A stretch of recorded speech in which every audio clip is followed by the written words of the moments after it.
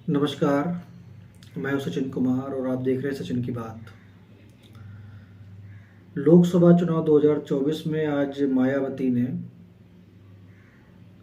Bahujan Samaj party के प्रत्याशियों की एक सूची और जारी कर दी।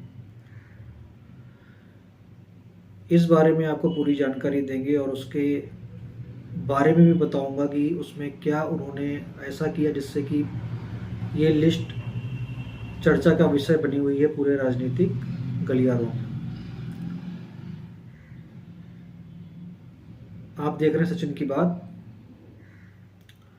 आपने अगर इस चैनल को सब्सक्राइब नहीं किया है तो सब्सक्राइब कर लीजिए, बेल बटन पे क्लिक करना मत भूलिएगा और अगर आपको ये खबर पसंद आती है तो इसको लाइक ज़रूर करिएगा और अगर आप ये खबर शेयर करना चाहते हैं तो शेयर बटन पे क्लिक करके और लोगों को ये आप शेयर ज़रूर करें। चलिए आगे बढ़ते हैं। बहुजन समाज पार्टी की राष्ट्रीय अध्यक्ष और पूर्व मुख्यमंत्री मायावती ने आज एक लिस्ट और जारी कर दी,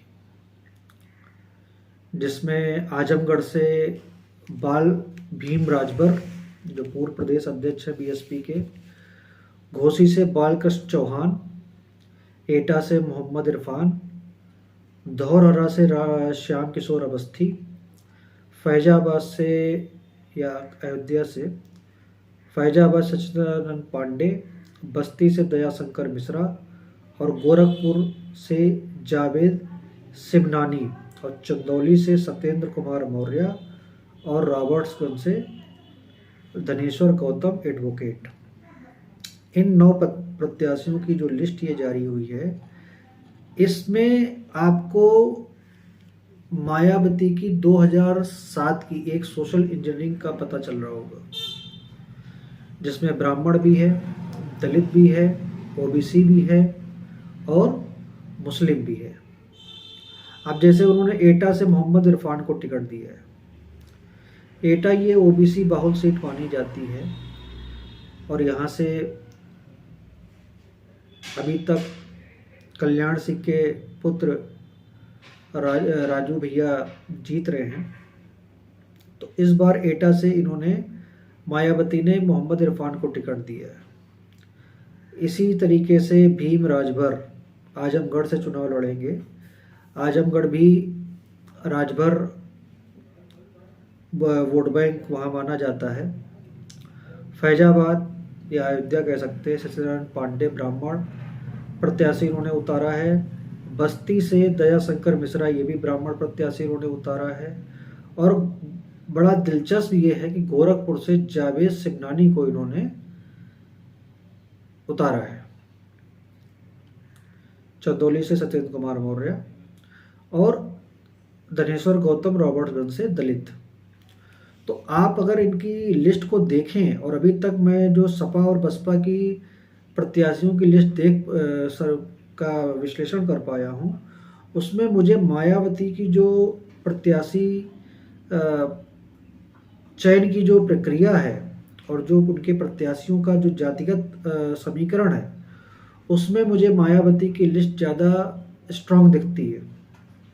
ऐसा मेरा व्यक्तिगत मानना है कि मायावती ने अगर टिकट फाइनल कर दी तो रेयर टू रेयर है कि कैंडिडेट को बदला जाए, अदरवाइज उनके कैंडिडेट और उनका जो एक जाटव वोट बैंक है या दलित वोट बैंक है वो पूरा मायावती के साथ स्टक है।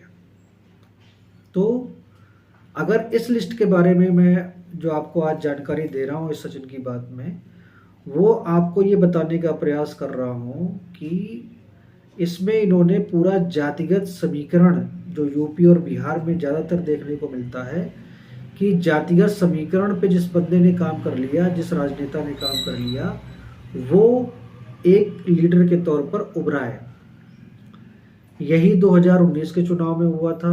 इसी वजह से बसपा ने सबसे ज़्यादा सीटें जीती थी, 10 सीटें जीती थी। और समाजवादी पार्टी जो इतनी कंफ्यूजिंग पार्टी बनके उभरी है पिछले 5-6 सालों में कि लीडरशिप कोलैप्स एक तरीके से देखने को मिल रहा है समाजवादी पार्टी में, जबकि मायावती का जो एक रिदम है, जो काम करने का तरीका है, वो बिल्कुल अलग है।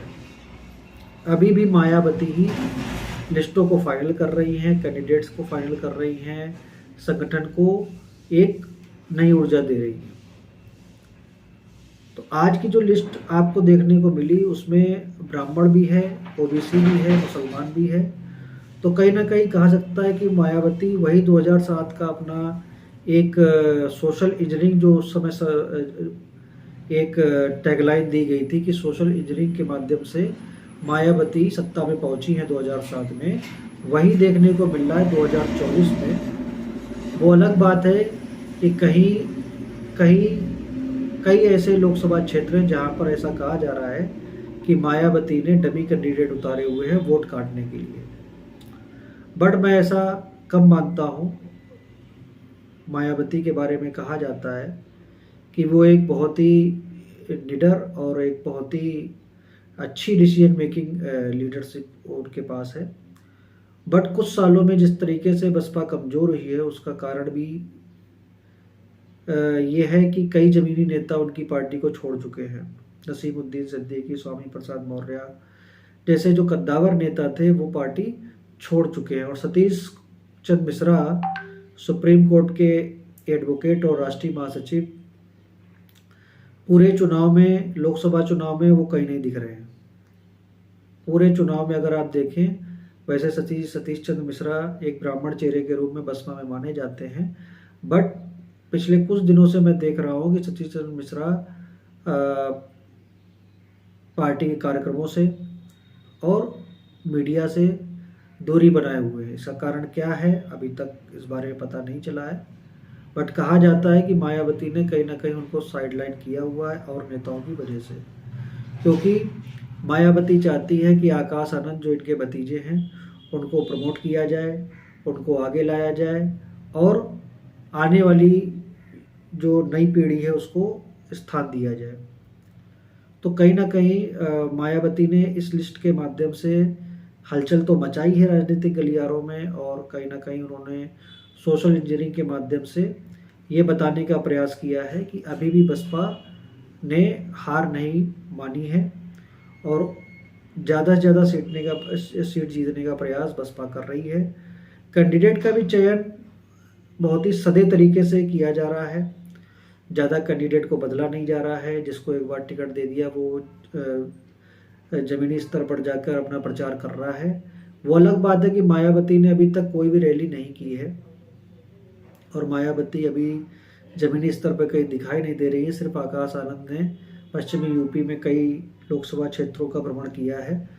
तो कह सकते हैं कि बीएसपी आने वाले समय में एक समाजवादी पार्टी के लिए चैलेंज एक खड़ा कर सकती है, क्योंकि मुस्लिम हो या दलित हो या और भी जात के नेता हो, वो कहीं ना कहीं बीएसपी जो बीजेपी को पसंद नहीं करते हैं वो बीएसपी से इंटैक्ट हो सकते हैं, क्योंकि यही कुछ पार्टियां जो जातिगत आधार पर अभी तक नेताओं को अपने साथ जोड़े हुए हैं। तो इस लिस्ट के बारे में मैंने आपको बताया। आज की बात में इतना ही। अगर आपको ये रिपोर्ट पसंद आई हो तो इसको शेयर ज़रूर करें, लाइक ज़रूर करें, और अगर आपने चैनल को सब्सक्राइब नहीं किया है तो चैनल को सब्सक्राइब ज़रूर कर लें। नमस्कार।